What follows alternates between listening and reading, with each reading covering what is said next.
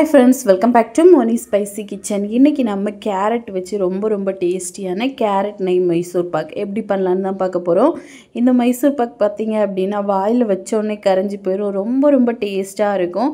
நம்ம பேக்கரி ஸ்டைல்ல வீட்ல ரொம்ப ஹெல்த்தியா சிம்பிளா வந்து பண்ண முடியும். ரொம்ப யூனிக்கான ஒரு சூப்பரான ரெசிபின்னு கூட சொல்லலாம். முக்கியமா எல்லா ஃபங்க்ஷனுக்குமே நீங்க வீட்ல இது செஞ்சு வச்சுக்கலாம். ரொம்ப விரும்பி சாப்பிடுவாங்க. நார்மல் மைசூர் பாக்கை காட்டிலும் இதோட டேஸ்ட் பார்த்தீங்க அப்படின்னா ரொம்பவே டேஸ்ட்டாக இருக்கும். நீங்கள் செஞ்சு பார்த்தீங்க அப்படின்னா உங்களுக்கே கண்டிப்பாக புரியும்.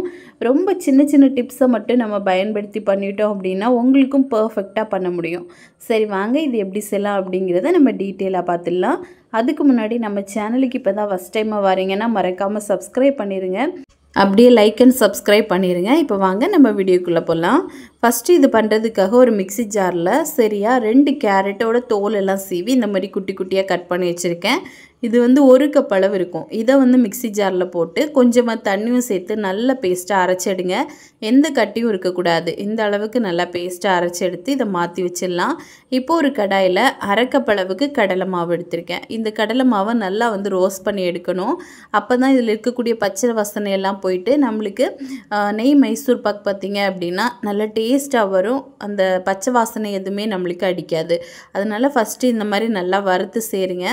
இப்போ ஓரளவுக்கு நல்லா ரோஸ்ட் பண்ணதுக்கு அப்புறமா இது கூடவே 1/4 கப் அளவுக்கு நான் வந்து நெய் சேர்க்குறேன். நீங்கள் மொத்தமாக 1 கப் அளவுக்கு நெய் கூட ஆட் பண்ணலாம். நான் வந்து 1/4 கப்பு நெய் 3/4 கப்பு எண்ணெய் இந்த ரேஷியோ தான் எடுத்திருக்கேன். அதனால் ஃபஸ்ட்டு நம்ம நெய்யை மட்டும் சேர்த்து நல்லா இந்த மாவு கூட மிக்ஸ் பண்ணி தனியாக எடுத்து மாற்றி வச்சிட போகிறோம்.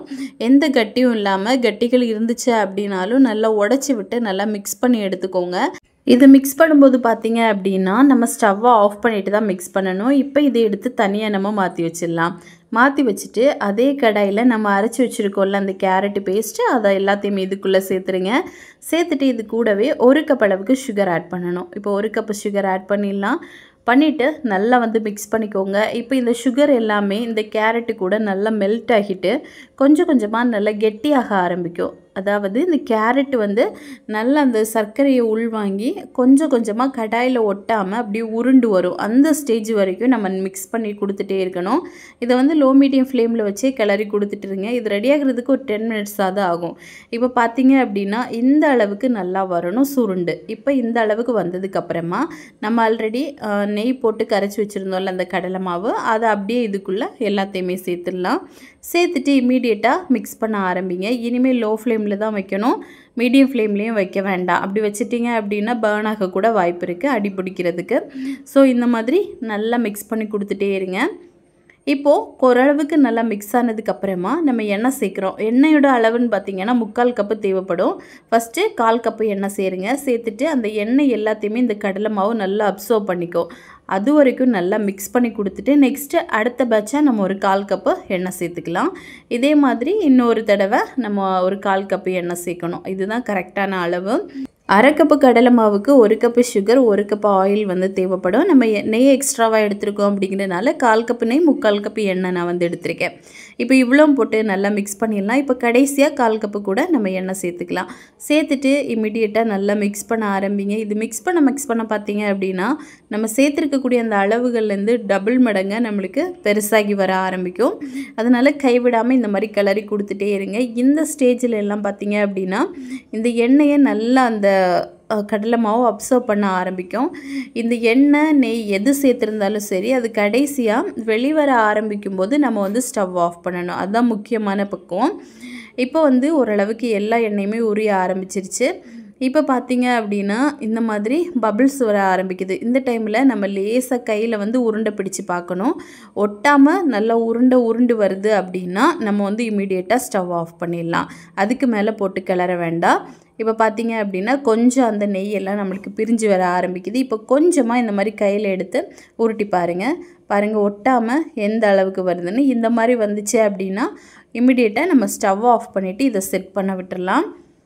இப்போ நம்மளுக்கு ரெடி ஆயிடுச்சு. இதை வந்து நான் ஒரு பட்டர் ஷீட் போட்ட ஒரு 7 இன்ச் ட்ரேயில் தான் உள்ள போட போகிறேன். போட்டுட்டு நல்லா வந்து ஸ்ப்ரெட் பண்ணி விடுங்க எல்லா பக்கமும். இது போட்ட உடனே நம்ம ஸ்ப்ரெட் பண்ண ஆரம்பிக்கணும். இல்லைன்னா அப்படியே கெட்டியாக ஆரம்பிக்கும். இந்த மாதிரி நல்லா ஸ்ப்ரெட் பண்ணி விடுங்க.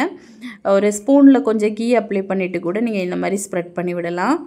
இல்லை அப்படின்னா இந்த மாதிரி ஸ்பேட்சில் வச்சு கூட நம்ம ஈஸியாக ஸ்ப்ரெட் பண்ணி விட்டுடலாம். இப்போ பார்த்தீங்க அப்படின்னா நம்ம எல்லாத்தையுமே இந்த மாதிரி செட் பண்ணி எடுத்துட்டோம்.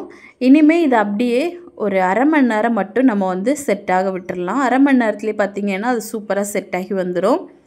இப்போ பார்த்தீங்கன்னா ஒரு அரை மணி நேரம் ஆயிடுச்சு, நம்மளுக்கு நல்லா செட் ஆகி வந்திருக்கு. இப்போ இதை வந்து அப்படியே வெளியே எடுத்தீங்க அப்படின்னா நம்ம ஈஸியாக கட் பண்ண ஆரம்பிச்சிடலாம். ரொம்பவே சாஃப்டாக ரொம்பவே சூப்பராக இருக்கும் இந்த ஸ்வீட்டை பொறுத்தவரை.